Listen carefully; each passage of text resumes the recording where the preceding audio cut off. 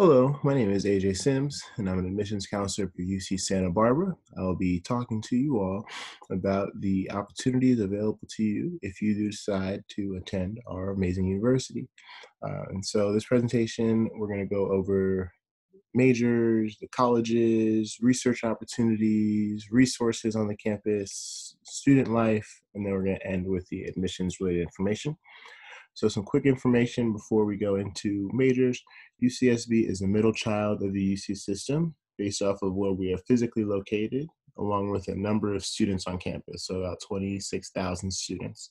We're an undergraduate focused university, so when you decide to attend UCSB, you will be our main priority coming right out of high school or coming from the community college.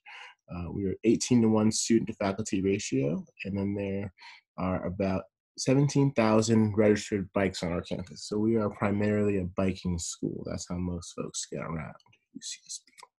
But on to the majors. So we have just about 100 majors on our campus. In the College of Letters and Science, you'll find that to be our liberal arts platform. So your major requirements, electives, as well as your general ed required courses are all going to be split up equally.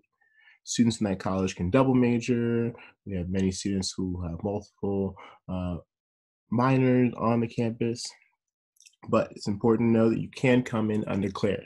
Right? A fourth of our students do decide to come in undeclared, and one of my former coworkers changed his major, I want to say 6 times before graduating UCSB, so you can move around. We have programs such as communication, sociology, global studies, 10 different biology majors, physics, just to name a few. Then we have the College of Engineering. It's going to be chemical, electrical, mechanical, computer, and computer science.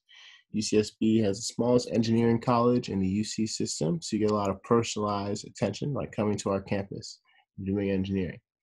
60% of your coursework is going to be theory-based, and 40% of that will be applied. So it's also considered one of the most balanced degrees within the UC system in terms of that hands-on and research-focused experience. And finally, the College of Creative Studies. That's our graduate school experience for undergraduate students. Folks in that college are required to do research, whereas students in the College of Letters and Science and Engineering have the opportunity to do research. Engineering and Creative Studies are both selective colleges, so you should put the College of Letters and Science down as your second choice major if you apply to UCSB. These 3 colleges all have opportunities to work with these pre-professional programs to help extend their work beyond just the classroom. So for those of you who may be thinking about going to medical school, nursing school, going into dentistry, you'll find yourself in the pre-health program.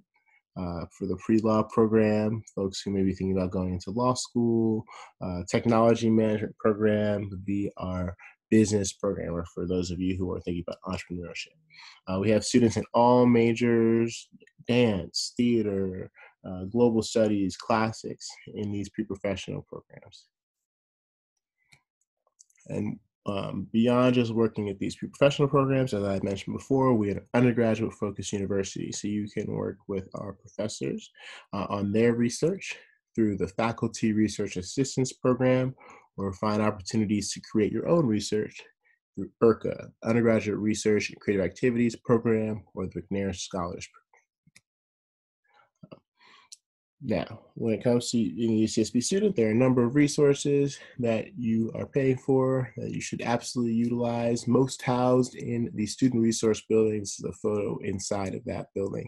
So in there, you have EOP, Educational Opportunity Programs, to help students who are the first in their family go to college. They have academic supports, financial supports, as well as cultural supports available to students by way of our cultural resource centers. The African Diasporic Resource Center hosts different events and opportunities to buy goods from people within the community. Then you have the Campus Learning Assistance Service. That's our tutoring program on campus, helping you maintain your GPAs from high school or helping you turn those Bs into As.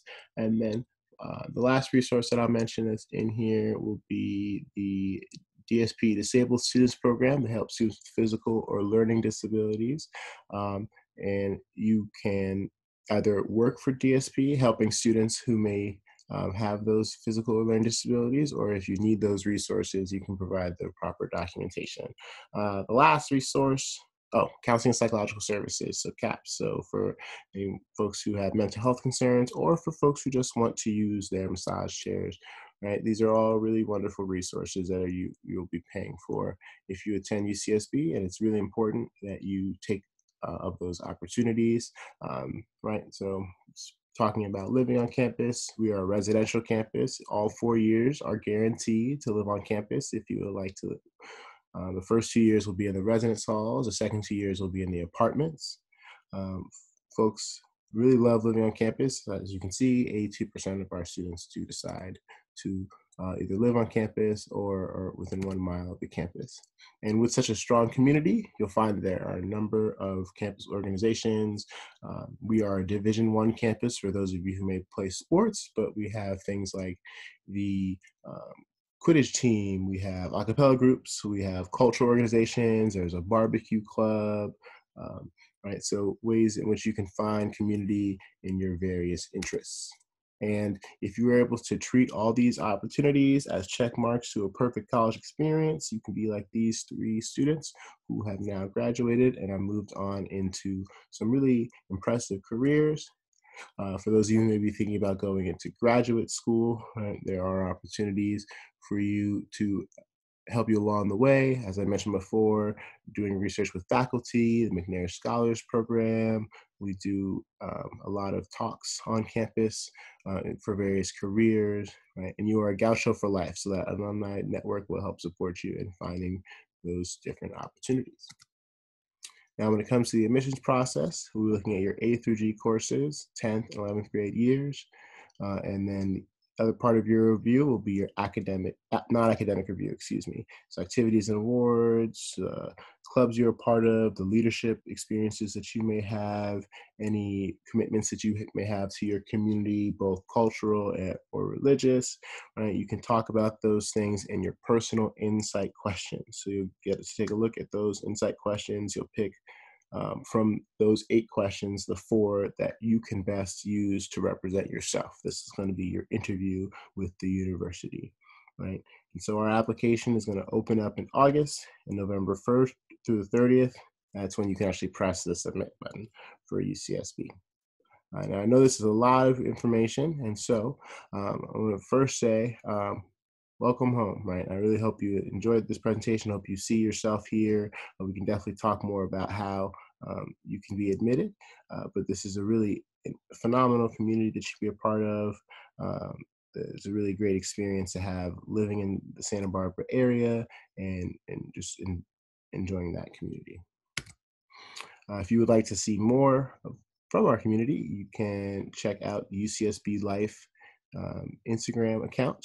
You use that QR code or just type it into your phone and you'll see some information, some really great pictures, some videos about the different majors, the different clubs and organizations that represent UCSB.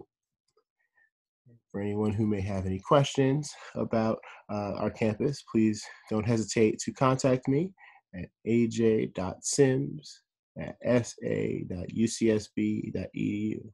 I want to thank you again for watching this video, and I hope you have a great rest of your day.